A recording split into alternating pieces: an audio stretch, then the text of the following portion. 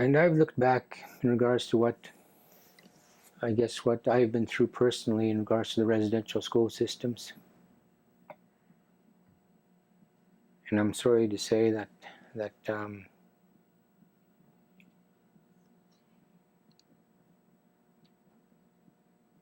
there is no justification.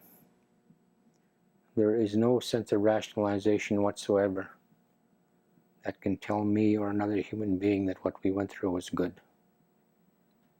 None.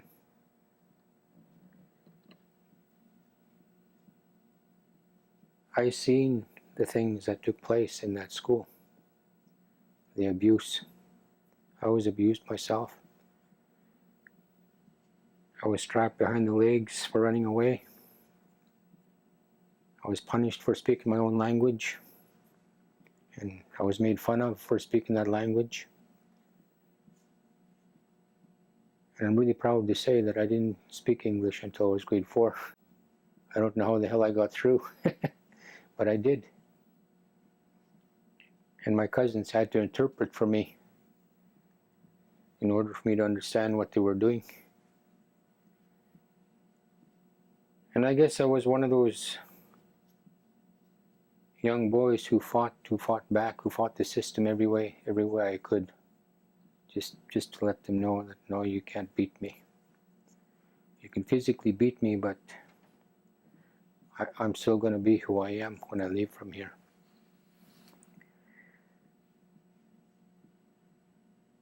And although I was only there for 5 or 6 years, those 5 or 6 years were the formative parts of who I was to be in terms of my identity as a man. And that was taken away from my grandparents. But I'm really happy to say that every time I went back home, when I walked through that door, my grandmother would say to me, and she was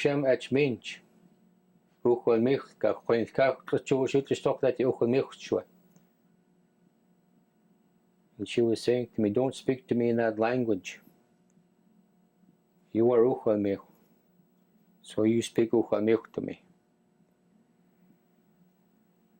And you know, it wasn't for a long time after that I came to understand what they were doing with me.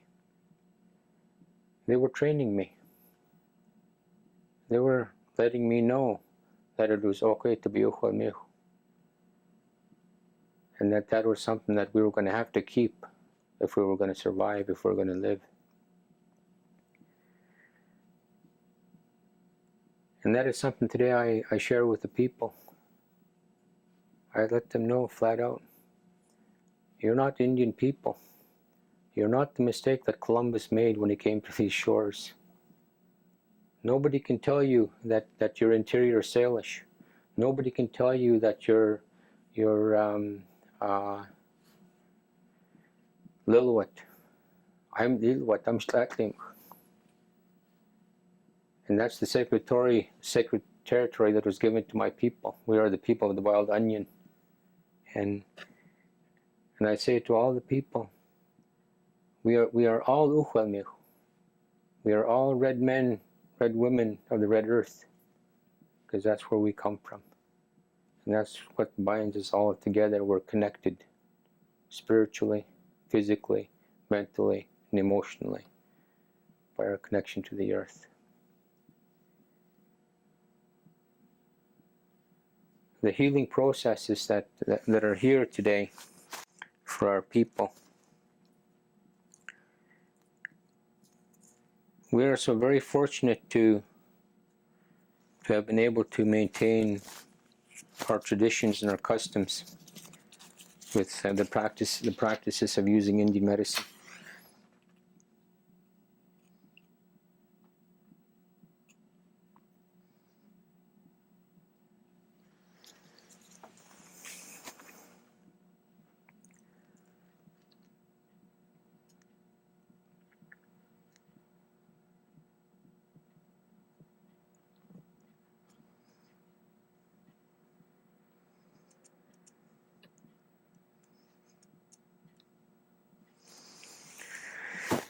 I've always said this in the past because these teachings were passed on to me by my old ones.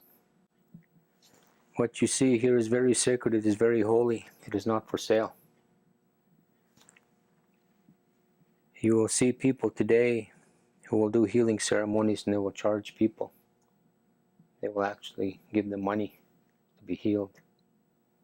And back in the old days, we never seen anything like that.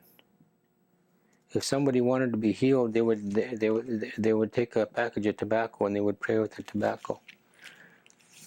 Or they might just pick up some grandfathers, some beautiful grandfathers, and they would bring it to whoever the healer is, to the medicine person. It might be a grandfather or grandmother. And they would offer whatever they could offer, and ask for prayers, and ask for certain ceremonies to take place. I'm really sad to say today that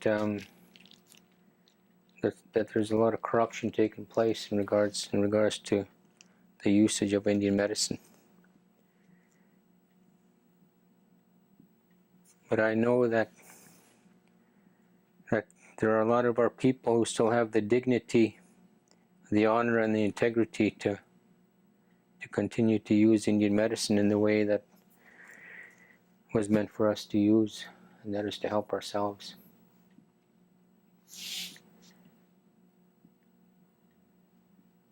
You see, I'm very grateful to my grandparents and the way they raised me, especially to my grandfather, who raised me to hunt, to fish, to trap, and in a sense also raised me to be a warrior for my people, to stand up, to speak my mind when I need to speak my mind.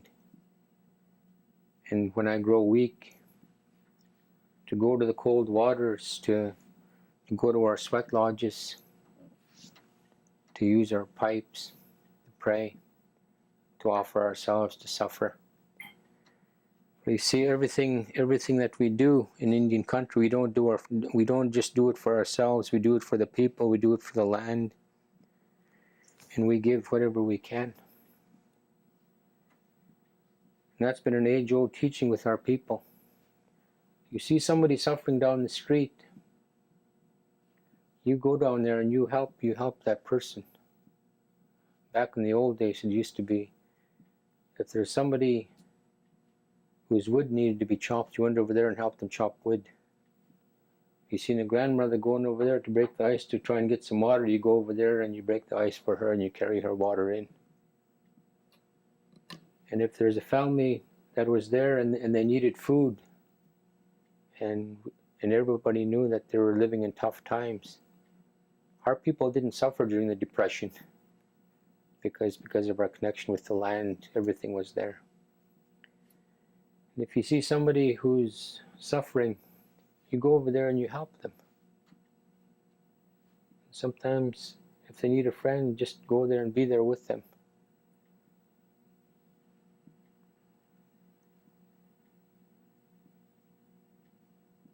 And I think that if there's going to be any true healing that's going to take place with the churches and our people.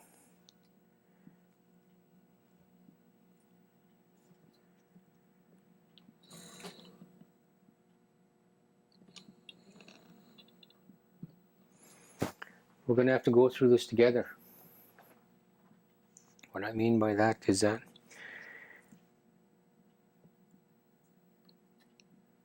our way of life, our spiritual beliefs, our spiritual practices can no longer be seen and not accepted as being real, because it is very much who I am. It is very much who we are as a nation, as a tribe, as a family. And I know for a fact that people have been coming to this land because they've been having visions about certain areas of Sacred Turtle Island, sacred lakes, sacred mountains, places where, I guess, places that they've seen in their dreams. And they've come here and they said, this is unbelievable. It's real, and it's here, and it's happening with me.